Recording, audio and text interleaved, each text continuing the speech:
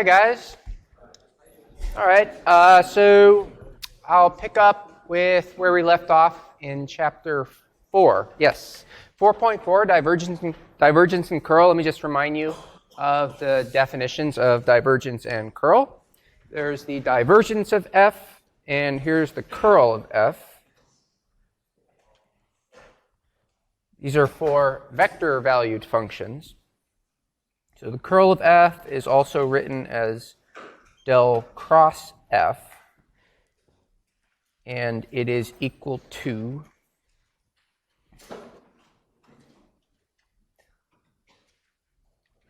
I'm trying out a new thing where I prepare some of my notes beforehand on my OneNote page. So I'm going to see if maybe this method works better for lecturing. They're partially written out beforehand. Anyway, so the curl you could write as the determinant of this matrix I hat, j hat, k hat, partial x, partial y, partial z, f1, f2, f3.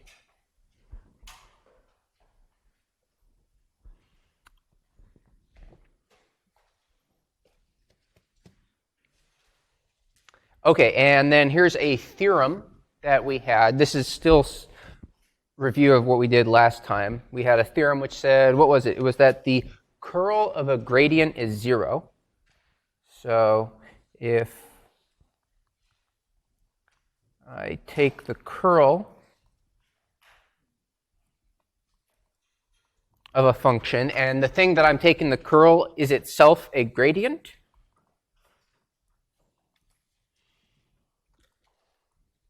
then we get cancellation because of the equality of mixed partials.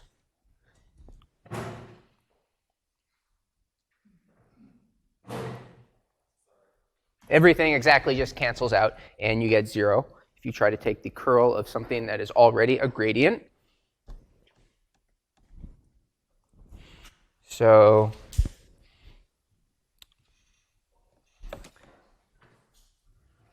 here's a quick little example. Let's show. You can use this to show that certain functions could not possibly be gradients. So let's show that the function given by f equals x plus y I hat and x squared j hat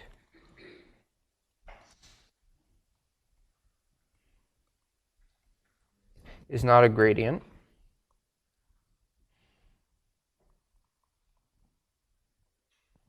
Well, let's take its curl. If it is a gradient, then I should get 0 when I take the curl. So, all right, I got to do this curl calculation. Del cross f is determinant of this thing.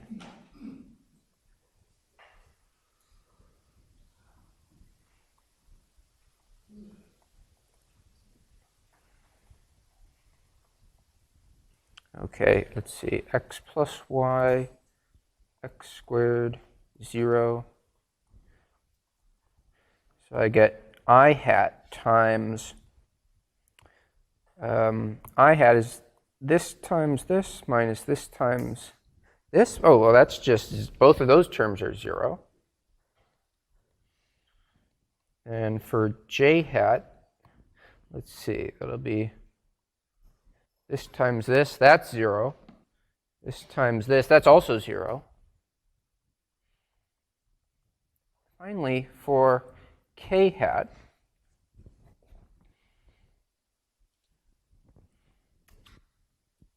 I will get 2x minus 1.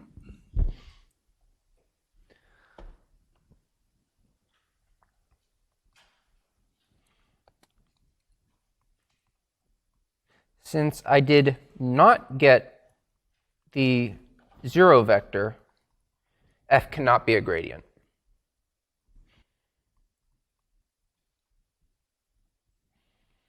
We already saw on the exam why, for example, some gradients are very important functions. A lot of the most important ones you deal with in physics are gradients. We want to know when a function is a gradient. So later on in the course, actually, this is kind of cool. This test for being a gradient goes both ways. If you do find that the curl of something is 0, then it is a gradient. Yeah, it's pretty neat. It's a non-trivial result, but we'll get to that later. That'll be in 8.3, where we see that this is a test for that. Now, you might have noticed something in the example I just did. I was dealing with a particular form of a function.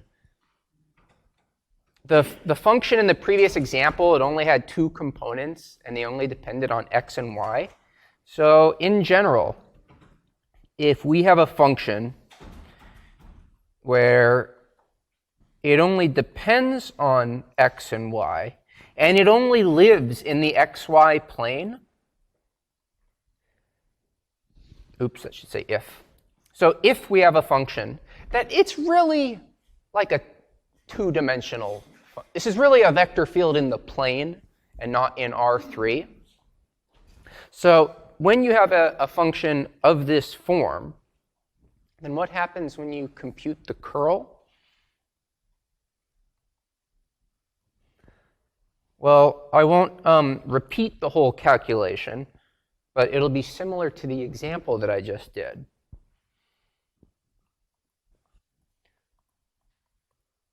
The curl of f, it'll have no I hat component, no j hat component, and the k, or the z component, let's see what it'll be. It'll be dq dx minus dp dy.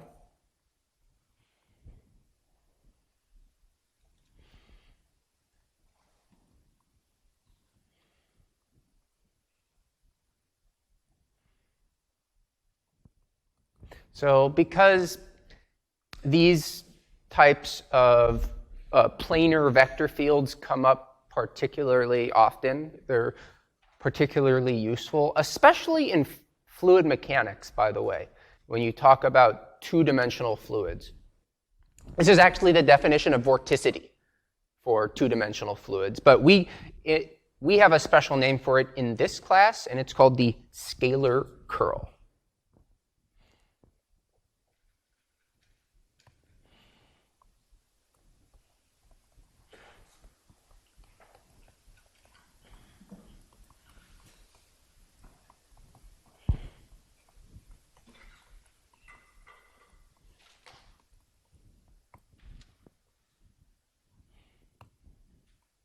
So, in the previous example,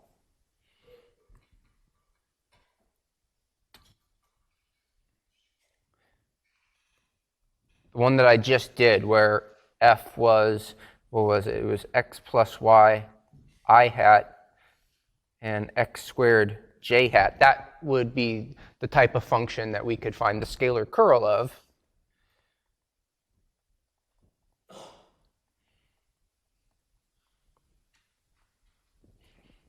And what was it? It was 2x minus 1.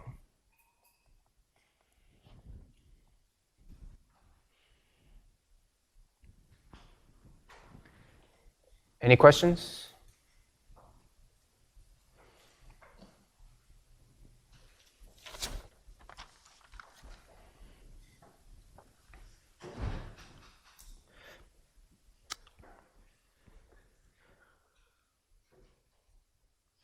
Here's another theorem. So we already saw what? That the curl of a gradient is always 0. What about if you started with a vector function, took its curl, and then took the divergence of that? Once again, you get cancellation by the equality of mixed partials. So for a very similar reason as theorem 1, we have that the divergence of a curl is always 0.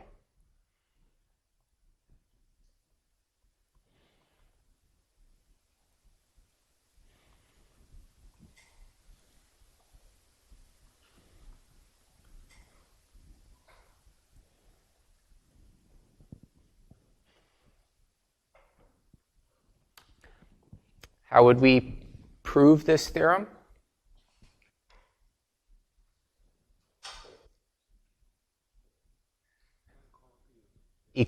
Equality of mixed partial derivatives. Yeah, same as with theorem 1. So I'm not going to do it, but you can work it out if you want. It just comes down to that if you interchange the order of two partial derivatives, you're supposed to get the same thing. It's one of the more important theorems that you learn in 20C.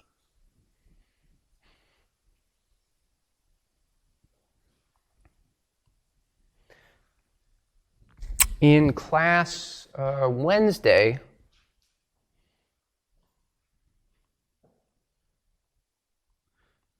we saw earlier that what's the divergence of the position function, right? So that was ddx of x and ddy of y, and ddz of z is 3. So R is not a curl. R could not be a curl of any function.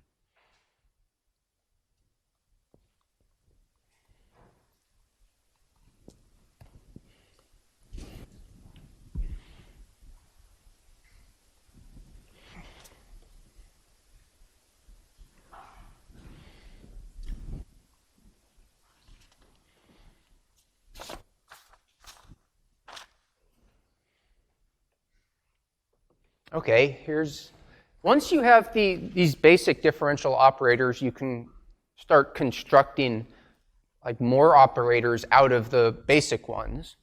One of the more important ones is called the Laplace operator, or the Laplacian.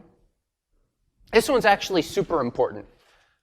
It appeared all over my dissertation. It's crucial in the study of so many different fields: electromagnetics, fluid mechanics, vector calculus, electrostatics, gravity. I could go on. Here's what the definition of this Laplacian operator is.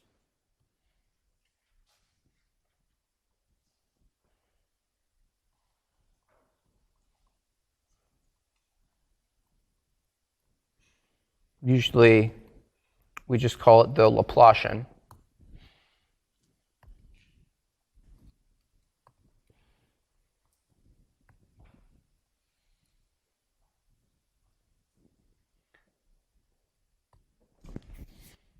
And it's written del with a squared.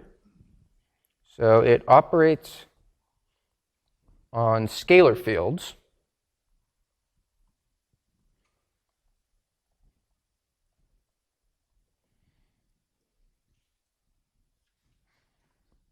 And it's the divergence of the gradient. So del squared f is del dot the gradient of f, or written out, that would be del squared f dx squared, del squared f dy squared, and del squared f dz squared.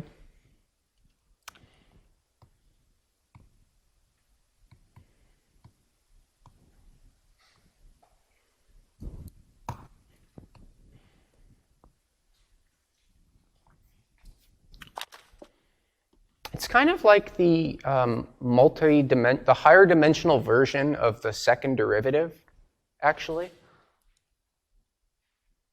You know how you can use the second derivative test to like check for concavity, for example.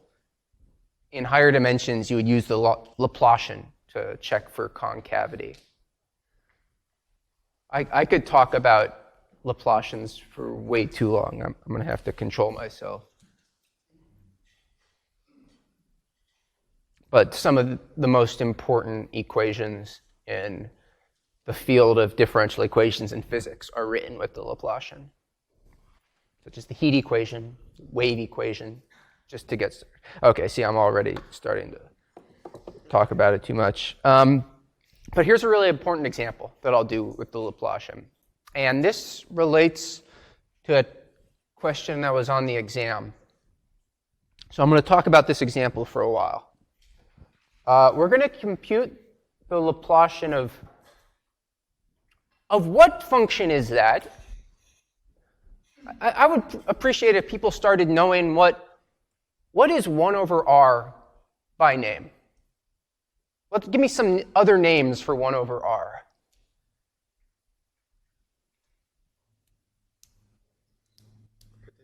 Yeah, it's which potential? It's the gravitational potential. Also,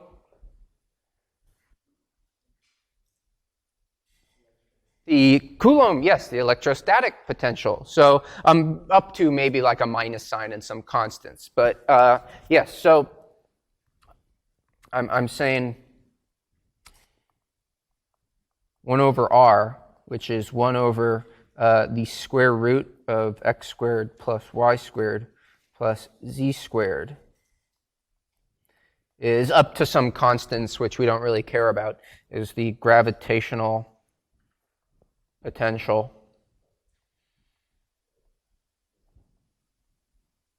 Also the Coulomb potential.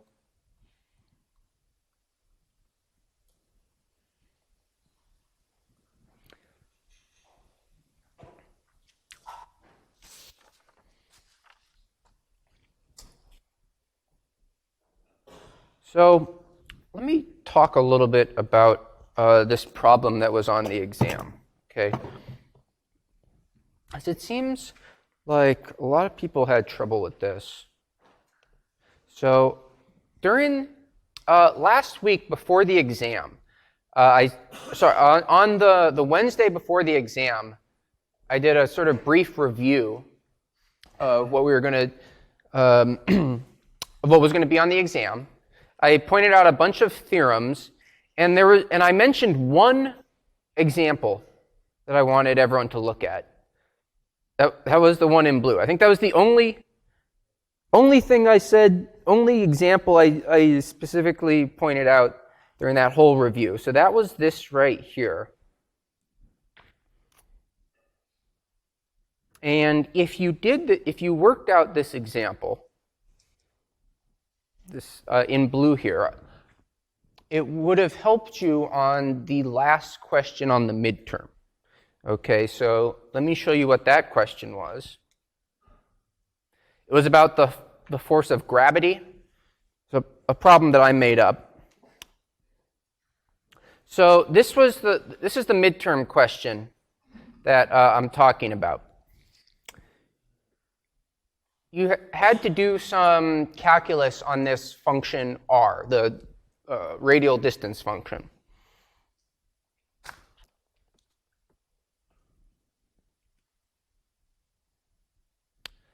So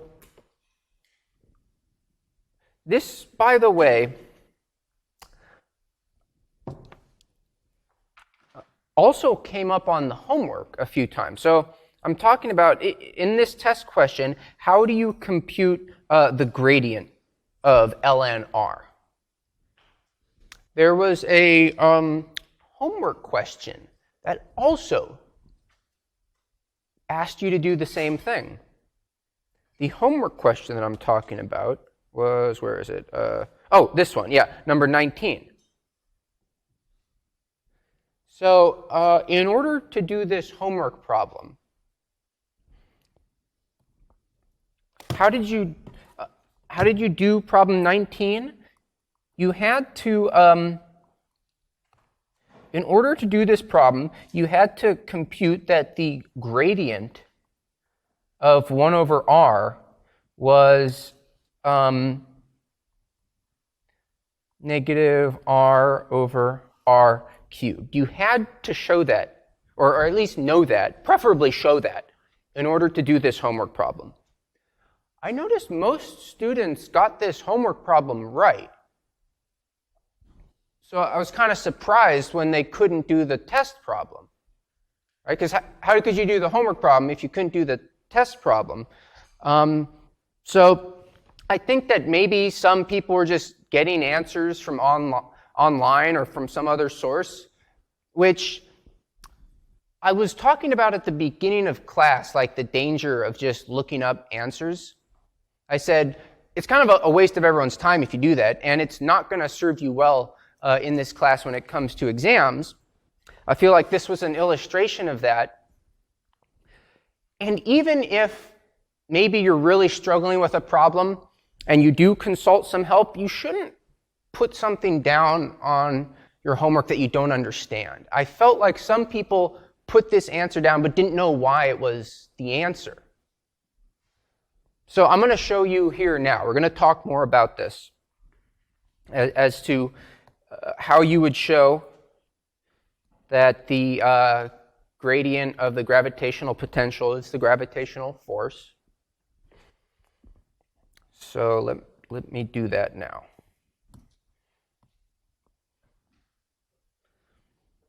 And I'll start with doing the exercise that I had told you to do during the midterm review.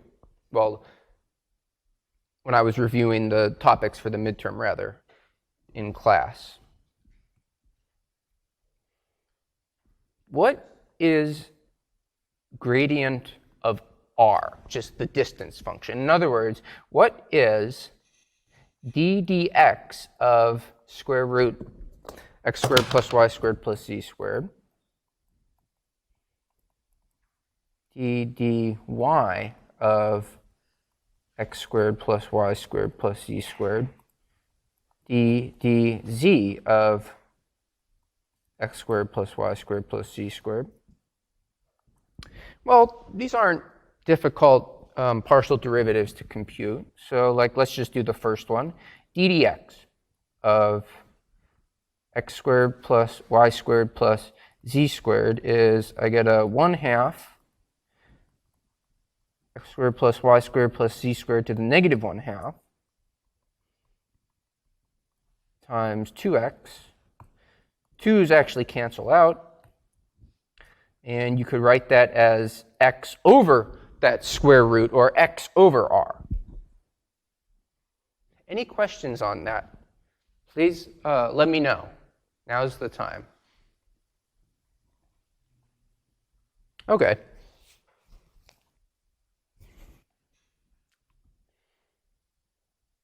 Well, the other two terms that are in the gradient, the partial y and partial z terms, are pretty similar, so I'm not going to show those. But in the exact same way, you find then that the gradient of r is x over r, y over r, z over r. Or how about if I just factor out the r,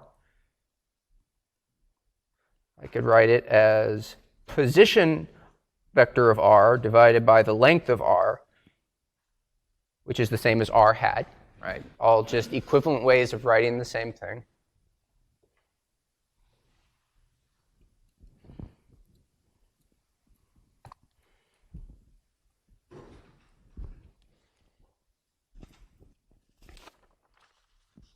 Okay, so why did I do this calculation? Well, for one, I just wanted to show you examples of this type of calculation. Also, I can use this calculation to solve the example.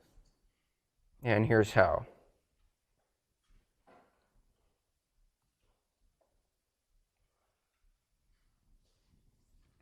So in our example, we need to find the Laplacian of 1 over r. Let's first find the gradient of 1 over r.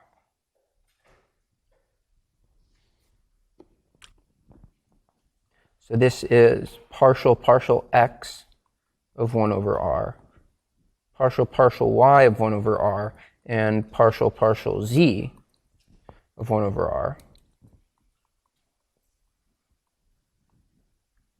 I'll just do one of those terms. Partial x of 1 over r is partial x of x squared plus y squared plus z squared to the negative 1/2, which is negative 1/2 times x squared plus y squared z squared to the negative 3/2 times 2x. Cancel the 2's. You just get negative x over, and on the bottom, this term right here is exactly r to the negative 3. So I get r cubed. Similarly, for the y and z derivatives, we get that the gradient of 1 over r is negative x over r cubed, negative y over r cubed, and negative z over r cubed. Or how about I just write it as negative r over r to the third.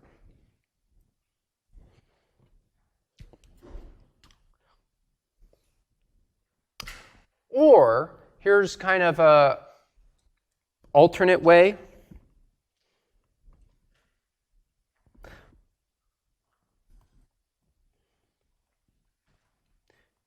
Note that by the chain rule, you could compute this a little bit differently.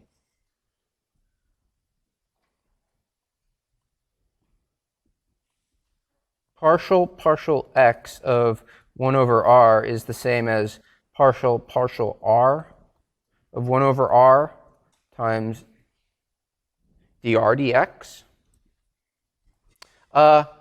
Derivative of 1 over r is negative 1 over r squared.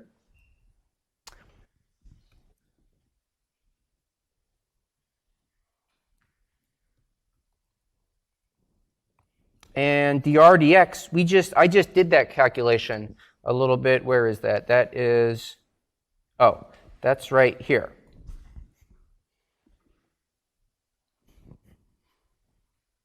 That is x over r.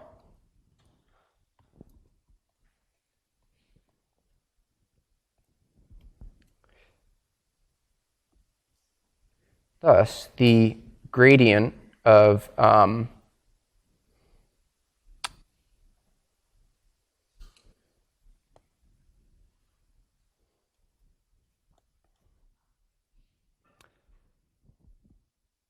okay, sorry. So by using the chain rule, we could also write this, the x derivative as negative x over r cubed.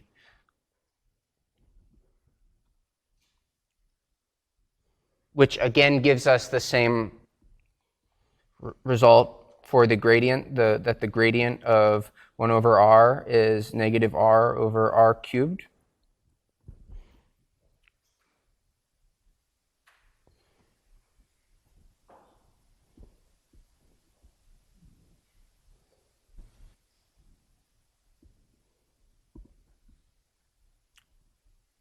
Okay.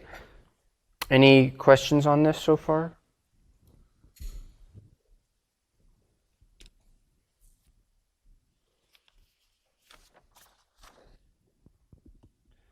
Okay, so we have that the gradient of 1 over r is this inverse square law, right? R over r cubed, by the way, is the same as r hat over r squared. That's the gravitational force, or with a negative sign anyway. So I just showed where you get that, how you get the gravitational force or force field from the gravitational potential. Yeah, Ken.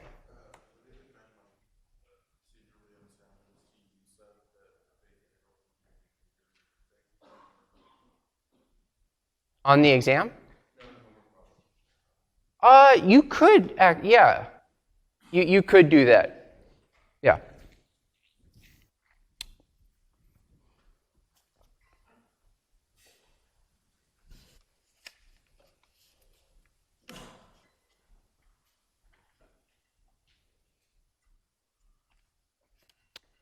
And if you look at, for example, at the solutions that I wrote for the exam, you can see right here I'm doing the same sort of chain rule step, well, like right here, as I just did in the computation that I just did for the gravitational potential.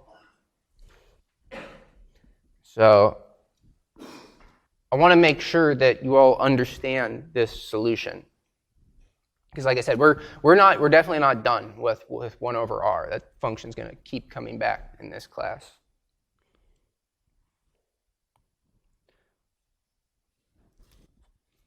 Okay, that said, we can finally take the Laplacian now then. So, all right, let's do that computation.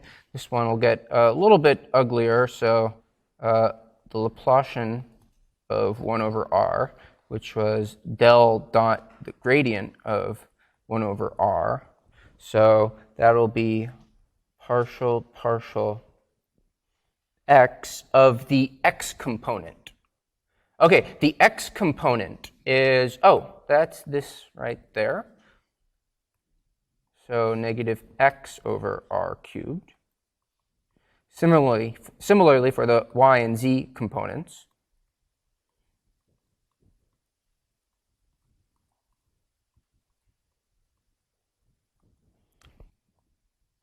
Now, I'm not going to show all the details here. It involves like some quotient rule calculations.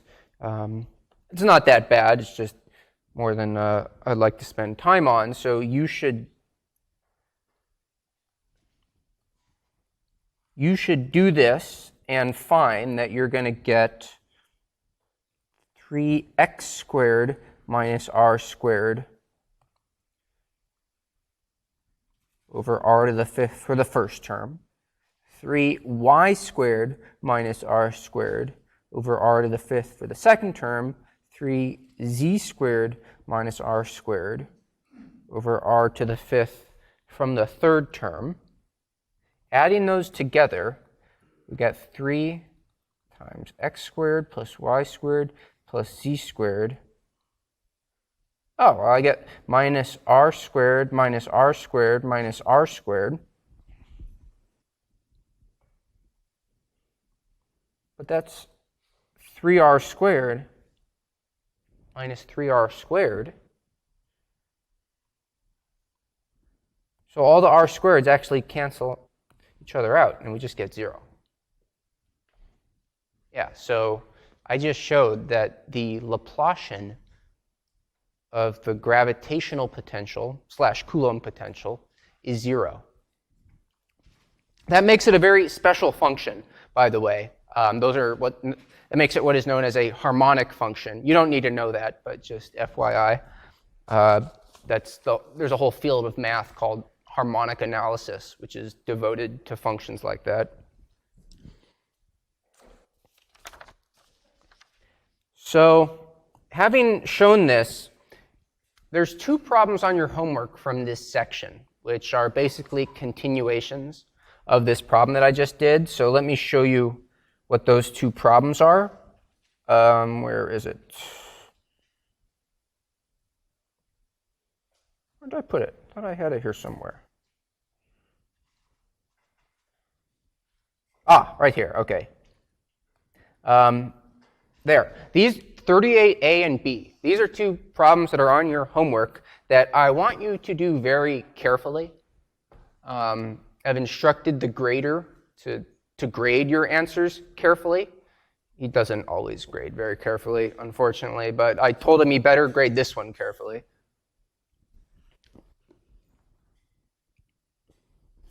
Cool. Okay, I guess the last thing to say, so that finishes this example. The last thing I have to say about section 4.4 is this, to point out that we have a whole bunch of vector identities. So here's 14 of them, and you could go on, I mean, depending on like how crazy you want to get with them.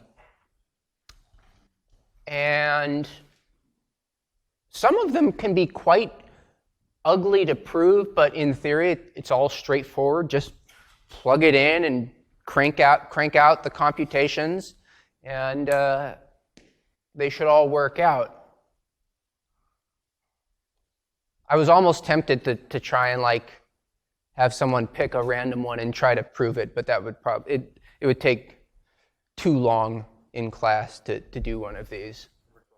Yeah, no, I could. In fact, no, 12 is actually, I was thinking of doing 12.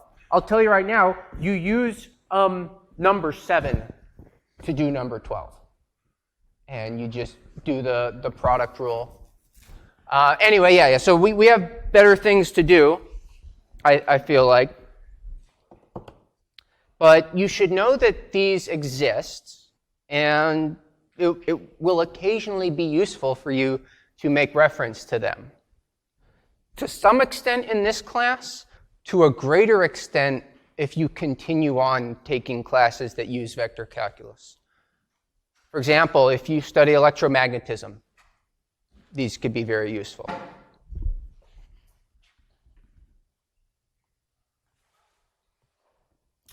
Okay, cool. Then I can move on to chapter 8, unless there's any questions.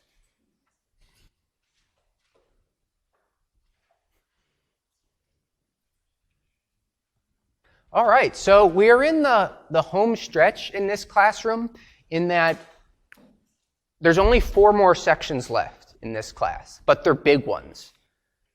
8.1, 8.2, and 8.4 in particular are big, difficult sections that are going to put together everything we've done up until this point in this class. So this is probably the hardest part of the class, is what we have coming up. These are the integral theorems of vector calculus, which is, what do we mean by that? Well, these are all higher dimensional versions of the fundamental theorem of calculus. That's what chapter 8 is about. So in one dimension, the fundamental theorem of calculus said that you could integration and derivatives are inverse operations. They cancel each other out. If you integrate a derivative, that's just the same as evaluating at the 2 endpoints. We've already seen examples of some of these when we integrated gradients. When we did line integrals of gradient fields, and remember, it didn't matter what path we took. So that was one example of a integral theorem. So basically, yeah, these are just higher dimensional fundamental theorem of calculuses. Higher dimensional formulations of the fundamental theorem of calculus. All the proofs of all the important results are just going to be basically the fundamental theorem of calculus and a bunch of bookkeeping in this section. So the first one, we'll start with the easiest. It's called Green's theorem. And Green's theorem is just for planar regions. Okay, so I'm going to try and formulate a version of the fundamental theorem of calculus for planar regions. First, I need to set up what I mean by the orientation of a planar region.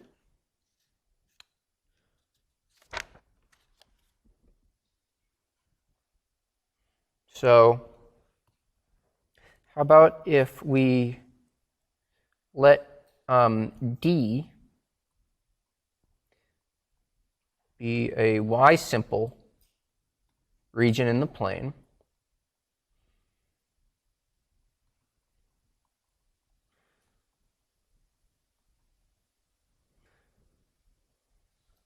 So maybe D looks like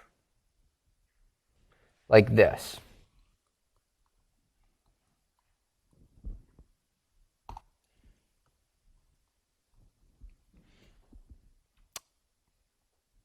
Where maybe, this is like the x, and this is the y-axis, and maybe this is A, and this is B. So the boundary of this region D is made up of curves. And in this case, it has 3 of them. we're going to define a region in the plane to be positively oriented if when you walk around the region, it's on your left-hand side. The choice of left hand is arbitrary. There's nothing special, just we had to choose one. So basically, it means that like when you're looking at the region, go around it counterclockwise, if you will. So here's what that orientation looks like. It'll be moving as such. That is a positive orientation of the boundary of D.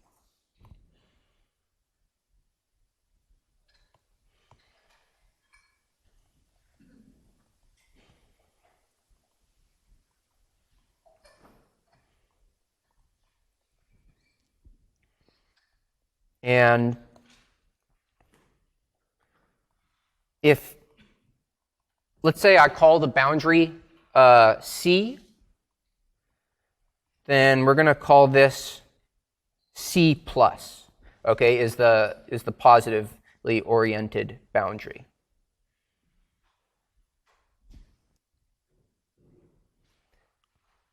On the other hand,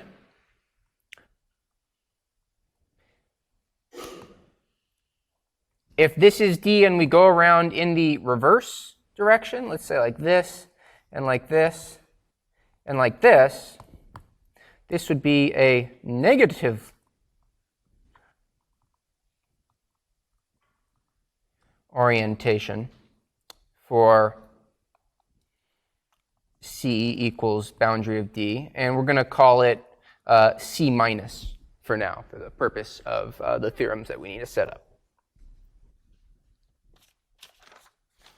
Okay, so having set up those conventions for the orientation of a planar region, here's a lemma.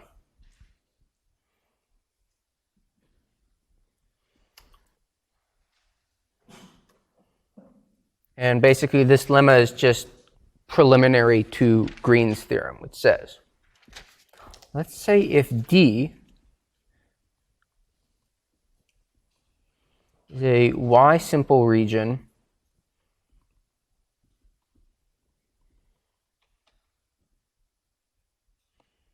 with boundary C, and we have some function from D to R, some continuously differentiable function, then let's say you integrate the derivative of that function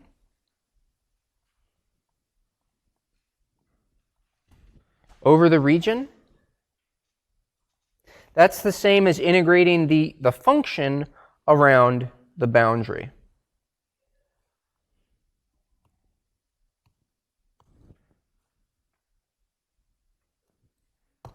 So I know that this looks a little bit weird right now. It's going to get more elegant, by the way. It's actually quite beautiful how elegantly simple these theorems can be written once you know all the notation. But for now, just bear with me. And we're going to go over this more next time. So let me I'm going to do an example of this. And that's what we're going to end on today.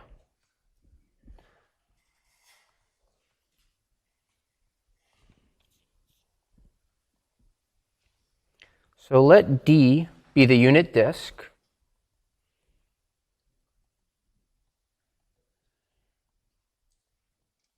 And how about P be, let's just do x plus y squared. Okay, and let's verify lemma 1.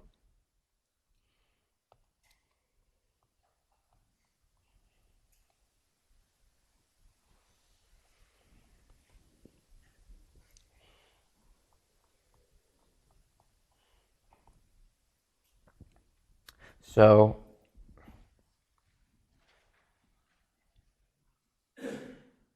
here's D.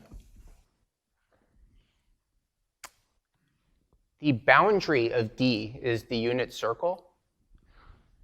So I can sort of choose what I can choose a parameterization for it if I want, but what direction is it oriented? Counterclockwise, as usual. That's the rule. You want the region to be on your left as you walk around the region. So a parameterization for C is C of t equals cos t sine t for t in 0 to 2 pi. It's pretty standard parameterization, counterclockwise parameterization for the unit circle. Okay, so since C of t is cos t sine t,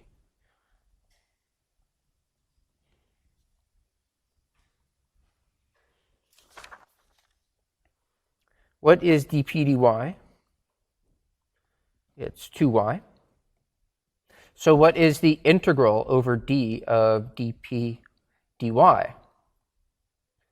That's the integral over the unit disk of 2y. Oh, what's that?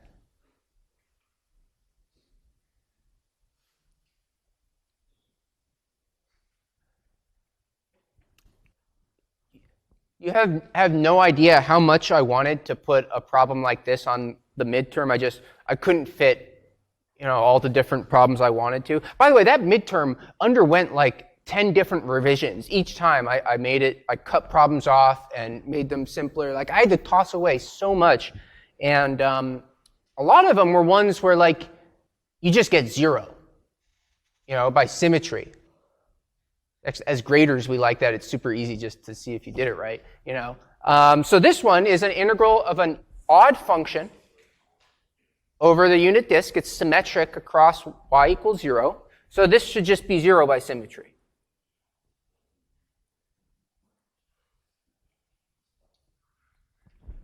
On the other hand, what is p dx? What the heck is, the integral of p dx? What the heck does that notation even mean? That's a line integral, by the way. Yeah, so that's an integral over that path of p dx. What does that notation mean? I'd be impressed, actually, if anyone knows, if anyone remembers when we saw this notation. Yes, so it is a line integral, but not like we're used to seeing them. What's weird about it is it says dx and not ds.